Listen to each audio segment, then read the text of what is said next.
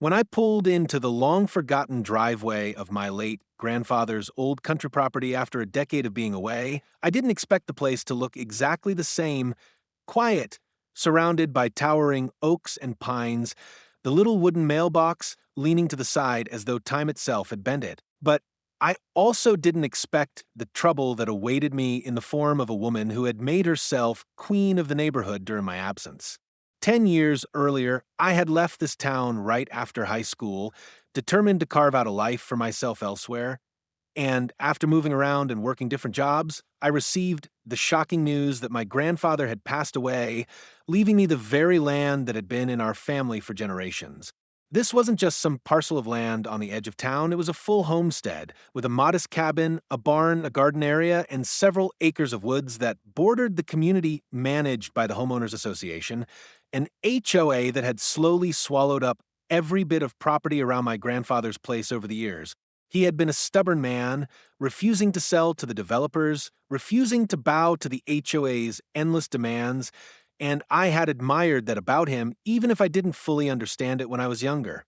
Now, as I returned with the legal deed in my hand and determination in my chest, I knew I was stepping into a hornet's nest of hostility, though I wasn't prepared for the sheer intensity of the storm embodied in one woman: Karen, the self-appointed enforcer of HOA rules. The moment my old pickup truck rolled to a stop in front of the cabin, I saw her marching down the gravel road with a clipboard in hand and a scowl so sharp it could cut glass. She didn't even wait for me to climb out before she began screeching accusations. "Who are you? What are you doing here? This property belongs to the HOA now. You can't just trespass like this." Her voice shrill enough to send birds scattering from nearby trees. I tried to remain calm as I stepped out, explaining that I was the rightful heir, that my grandfather had left me the land, that I had the paperwork to prove it. But she was having none of it. Her face turned red. Her finger jabbed toward me like a weapon, and she kept yelling that my grandfather had abandoned the place, that the HOA had assumed control over the property, that I was a liar and a thief trying to squat on land that no longer belonged to me. Neighbors began to peek out from their pristine houses, lining the cul-de-sac that bordered my land, whispering to each other and pulling out their phones, some filming the encounter as though it were free entertainment. I could feel my pulse quickening, a mix of anger and disbelief coursing through me. After 10 years away, after losing my grandfather, after finally coming back to the one place that felt like home, I was being screamed at in my own driveway by a woman who thought she had the authority to erase my family's history with the wave of a clipboard. The smell of pine and damp earth, the sound of cicadas buzzing in the distance, the sight of my grandfather's porch swing still hanging crookedly from rusted chains. It all clashed violently with the ugly reality of this confrontation. Karen wasn't just angry. She was convinced, absolutely certain in her own mind, that she was right and I was wrong, and the smug murmurs from the watching neighbors only fueled her crusade. I clenched my fists, steadying myself, reminding my racing heart that I had the law on my side, but a darker thought also flickered through me. This wasn't going to be a simple homecoming, it was going to be a battle for every inch of the land I had inherited, and this woman, the infamous HOA Karen, wasn't going to stop until she either broke me or forced me to fight back. The days that followed my return to the cabin were some of the most exhausting and surreal I'd ever experienced, because Karen didn't simply let her initial outburst stand. She escalated, and she escalated fast, determined to prove to herself and to her HOA subjects that she had the final word over me and my grandfather's land. The very next morning, as I was unloading boxes and trying to clean up the dusty old cabin that had clearly sat untouched since my grandfather's passing, I heard the crunch of tires on gravel and looked outside to see Karen's shiny white SUV blocking my driveway, hazard lights flashing, and two other HOA board members stepping out behind her like backup dancers in some self-righteous play.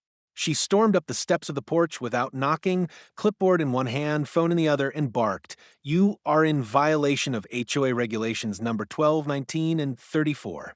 This structure is condemned and does not meet community standards.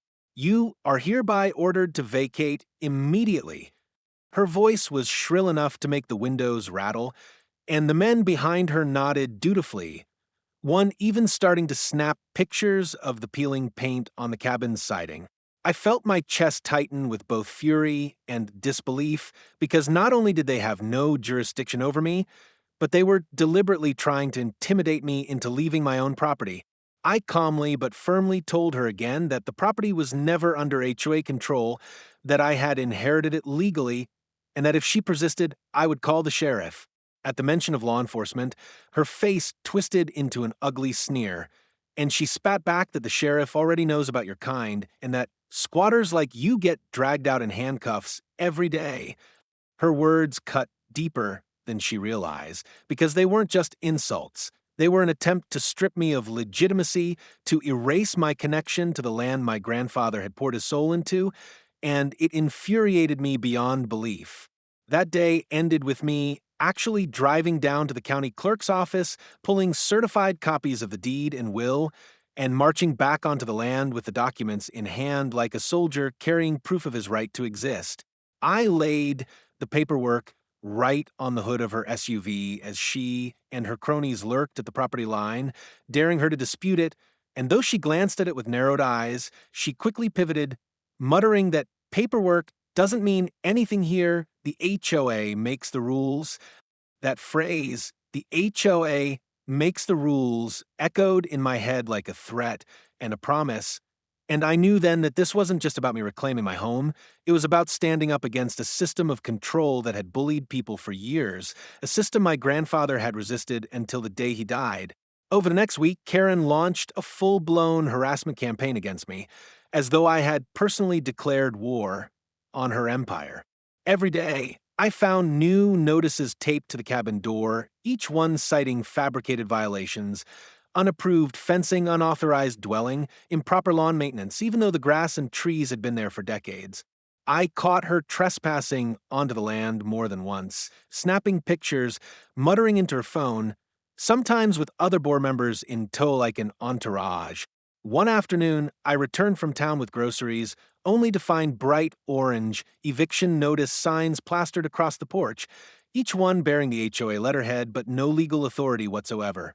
My neighbors, most of whom had lived in the HOA-controlled development for years, watched it all like a soap opera, some whispering sympathetic words when Karen wasn't around, but most too afraid to cross her, because apparently she had a history of making life hell for anyone who challenged her. The more she tried to push me out, the more stubborn I became, spending long nights cleaning up the cabin, fixing the roof, and restoring the garden where my grandfather used to grow tomatoes and beans. Every hammer strike, every bag of trash hauled out, every broom sweep across the dusty floorboards felt like defiance, like planting my roots deeper into the soil she wanted to rip away. And yet the harassment took its toll. I lost sleep from the constant anxiety of what she might pull next. I grew wary of every knock at the door, and I even caught myself wondering if this fight was worth it, if I should sell the land and walk away, just to have peace. But then I remembered my grandfather's words from years ago, words I had dismissed at the time. This land is who we are. If you give it up, you give up yourself. Those words burned inside me like a torch, and I knew I couldn't let Karen rewrite history, couldn't let her bully me off what was rightfully mine. The breaking point came one evening when I stepped outside and found that someone, though I had no doubt who was behind it, had padlocked my gate shut and spray-painted the words HOA property across the wooden fence. My blood boiled, my fists shook, and I knew this wasn't just harassment anymore. It was vandalism, intimidation, and a direct challenge to my resolve. That night, sitting on the porch under the dim light bulb that flickered against the dark woods, I made a vow to myself. I wasn't going to be chased off. I wasn't going to let Karen's shrill screams or her phony paperwork dictate my life. I was going to fight her, not just with words, but with the truth, with the law, and with the determination that had carried my grandfather through years of pressure and threats. And as the crickets chirped in the stillness of the night, I realized that this battle was only just beginning. The next stage of Karen's campaign against me went from irritating harassment to outright psychological warfare, as though she had appointed herself the general of a crusade to drive me off the land at any cost, and her tactics became both more devious and more public. One morning I woke to the sound of hammering and the high-pitched whine of a power drill, only to discover that Karen had organized a crew of HOA volunteers to erect a giant sign Right at the edge of my property, a garish whiteboard with bold black letters declaring, "Private HOA property, trespassers will be prosecuted." I stood there barefoot in the damp grass, still rubbing the sleep from my eyes, as three men in matching polo shirts and khakis drilled the sign into the ground, while Karen supervised with her ever-present clipboard, her smile wide and triumphant, as though she were christening a victory monument.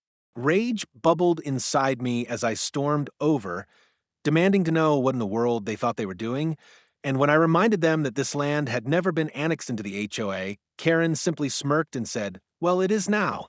Consider this official notice." My voice cracked with fury as I shouted that what she was doing was illegal, that she was trespassing and defacing private property, and that I was calling the sheriff right then and there. Her smirk faltered for just a second, but she quickly regained composure, waving a manicured hand and declaring to her little audience that some people don't understand how communities work, which drew a few chuckles from the men with the drill. When the sheriff finally arrived, an older man who looked like he'd rather be anywhere else, he sighed heavily, listened to both of us, and ultimately told Karen to take the sign down because she had no jurisdiction. The victory should have felt sweet. But instead, I saw the look in her eyes as the sign was removed, a glint of pure malice that warned me she wasn't done, not by a long shot. Over the following weeks, she escalated in ways that left me constantly on edge. At night, floodlights from the neighboring HOA houses mysteriously turned to shine directly onto my cabin, bathing the property in an artificial glow that made it impossible to sleep without heavy curtains. Packages I ordered went missing from the delivery box at the end of the driveway, and though I never caught anyone in the act, I often saw Karen strolling near the box in the afternoons, her phone pressed to her ear, her eyes darting toward the road as though daring me to accuse her. One afternoon, as I was repairing the barn roof, I looked down to see a group of children throwing rocks at the cabin while their mothers stood by chatting, idly pretending not to notice, and when I confronted them, one of the women coldly remarked that maybe if you weren't squatting, this wouldn't happen. The HOA community, once indifferent, was being weaponized against me, its residents drawn into Karen's orbit of lies and intimidation, and the isolation began to sink in like a cold fog. I kept myself busy with repairs, trying to pour my energy into rebuilding the place into something livable, but every nail I hammered seemed to echo with the knowledge that Karen was just waiting to tear it all down. The breaking point of this psychological siege came during a so-called HOA meeting that Karen staged on my property without my consent.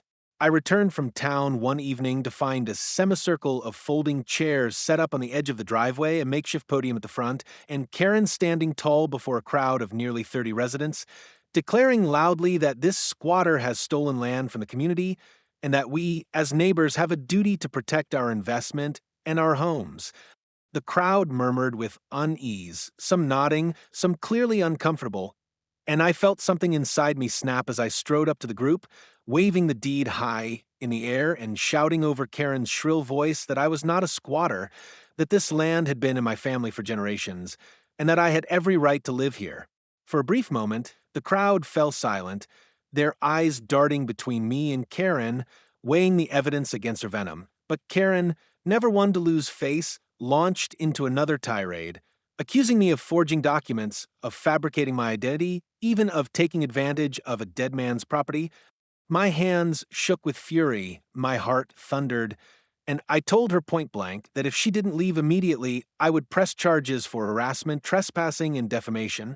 The crowd dispersed awkwardly after that, some avoiding my gaze, others offering quick nods of sympathy, but I could feel Karen's hatred burning into me as she hissed under her breath, "You have no idea who you're messing with."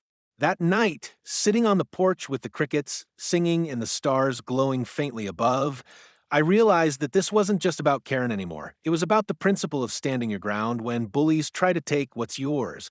I thought of my grandfather, of the countless nights he must have sat in that same spot, facing the same pressure, holding his ground with nothing but grit and stubbornness, and I felt a flicker of pride amidst the exhaustion.